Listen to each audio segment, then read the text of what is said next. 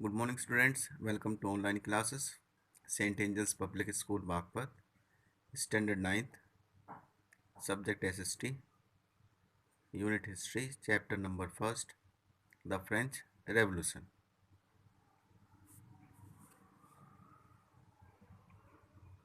Social disparity. In the 19th century, the French society was divided into three groups called states. 17वीं शताब्दी में जो France का समाज था वो तीन भागों में बटा हुआ था जिन्हें स्टेट्स कहा जाता था. The first state. It consisted of the clergyman and the church father who were the custodian of religion and conscience of man. जो फर्स्ट स्टेट है इसमें क्लर्जीमैन और चर्च फादर शामिल थे और जितने भी धार्मिक मामले थे वो सब इन्हीं के अधीन हुआ करते थे. They were the most venerated person in the society और समाज में सबसे ज़्यादा प्रतिष्ठित व्यक्तियों में से एक थे. The second state. It consisted of landlords, man of noble birth and aristocrat. Second state में बड़े बड़े जो ज़मींदार हैं वो लोग शामिल थे. राज परिवारों में जो लोग पैदा हुए वो और राज से ही परिवार के लोग, ये सब सेकंड स्टेट में थे. The third state. It consisted of vast majority of the common masses. Third state में आम जनता शामिल थी जिसमें landless peasants, petty peasant, proprietors, artisan, mason, craftsman, manufacturers, traders, merchant and other businessman, ये सभी लोग शामिल थे.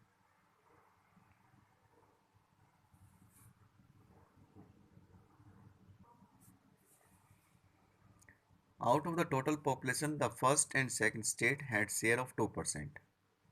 तो फ्रांस की कुल जितनी भी आबादी थी उसमें 2% फर्स्ट और सेकंड स्टेट के थे. The remaining 98% of the people belong to the third state और 98% पीपल थर्ड स्टेट को बिलोंग करते थे. Although the upper two classes made up only a small fraction of the total population, yet they were the people who control the political and economic system of the nation. हालांकि जो first और second state के लोग हैं उनकी आबादी बहुत कम थी कुल आबादी की, इसके बावजूद भी फ्रांस के अंदर जितना भी राजनीतिक और इकोनॉमिक सिस्टम था, आर्थिक सिस्टम था, वो सब इन्हीं लोगों के अंडर में था. They enjoyed all the rights and privileges और इन लोगों के पास सारे अधिकार थे और ये सारे अधिकारों को एंजॉय किया करते थे. The entire machinery of the government was design to protect their interest and privileges. जो पूरी की पूरी मशीनरी है, शासन व्यवस्था थी, वो इस तरह से डिज़ाइन की गई थी कि फर्स्ट और सेकंड स्टेट के लोगों के हितों को और जो भी उन्हें सुख सुविधाएं मिली हुई हैं उनकी सुरक्षा हो सके. The upper two classes own two fifth of the total land. First और सेकंड स्टेट के पास फ्रांस के अंदर टोटल लैंड का लगभग 2/5 हिस्सा था. The nobles and the upper clergy occupied all important position in the king's court and drew heavy salaries and pension. Noble और अपर क्लर्जी के जितने भी लोग थे इनके पास ज़्यादातर राजा के दरबार में जो भी हाई पोस्ट हुआ करती थी वो सब इन्हीं के पास थी. यानी कि फर्स्ट और सेकंड स्टेट के लोग बड़े बड़े अधिकारी हुआ करते थे और काफ़ी हैवी सैलरी इनको मिलती थी और पेंशन भी इन लोगों को मिला करती थी. The people belonging to the third state did not enjoy any political right. जो लोग थर्ड स्टेट को बिलोंग करते थे उनके पास कोई भी राजनीतिक अधिकार नहीं हुआ करता था. They were even denied the right to protection of life. इन लोगों के पास जीवन की सुरक्षा का अधिकार भी नहीं था. The gulf between the rich and the poor was so wide that a handful of the noble and clergy got all the money while the poor masses did all the work. अमीर और गरीब के बीच में जो gap है, जो खाई है, वो इतनी ज़्यादा थी कि कुछ मुट्ठी भर नोबल और क्लर्जी इन लोगों के पास सारा पैसा हुआ करता था और जो गरीब लोग हुआ करते थे इनके हिस्से में सारा काम आया हुआ था. तो एक तरह से सारा काम करने की जिम्मेदारी थर्ड स्टेट की थी और सारा पैसा जो था वो फर्स्ट और सेकंड स्टेट के लोगों के हाथों में था. The rise of middle class. The 18th century witness the emergence of social group termed as middle class. 18वीं शताब्दी में एक नए सामाजिक समूह की उत्पत्ति देखने को मिली जिसे मिडिल क्लास कहा गया। It was the class of businessman. इस मिडिल क्लास में जो लोग शामिल थे वो businessman, traders, banker, manufacturer, scholar, merchant, lawyer, etcetera. All of these were educated and believed that no group in society should be privileged by birth.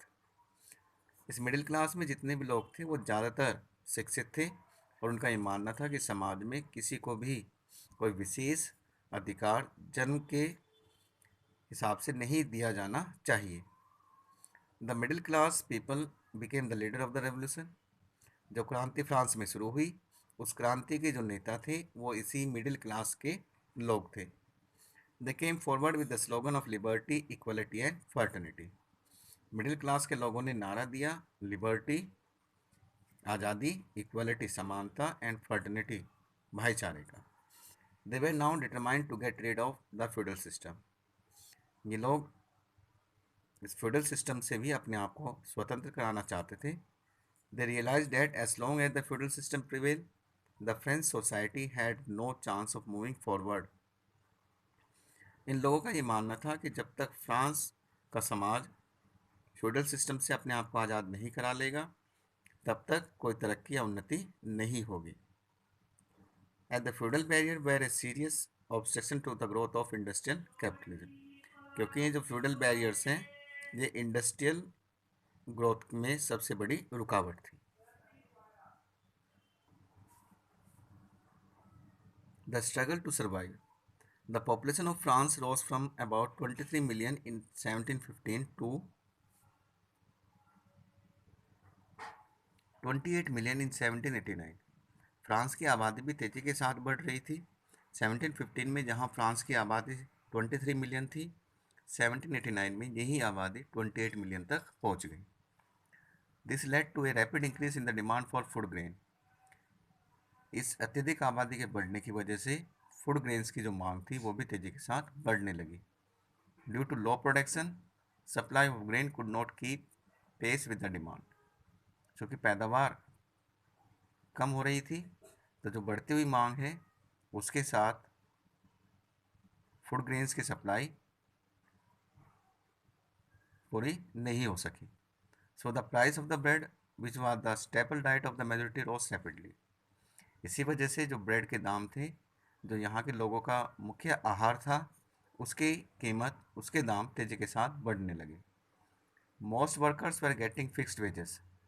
ज़्यादातर जो मजदूर थे उनको जो पैसा मिलता था काम का वो फिक्स्ड था। So the gap between the poor and the rich widened. इसी वजह से अमीर और गरीब के बीच में जो गैप है वो बढ़ता चला गया। Things become verse when ever draft और हेल रिड्यूस द हार्वेस्ट। और हालात और ज़्यादा बदतर हो जाया करते थे अगर कभी सूखा पड़ जाए या फिर ओलावृष्टि हो जाए। This led to a subsistence crisis. इसकी वजह से यहाँ पर सब्सिस्टेंस क्राइसिस शुरू हो गए। Something that occurred frequently in France during the old regime. ये सब्सिस्टेंस क्राइसिस कुछ ऐसी चीज़ें थी जो फ्रांस में पहले समय में निरंतर देखने को मिला करती थी। We will discuss the chapter further in next online class. Till then, stay connected. Have a nice day. Thank you.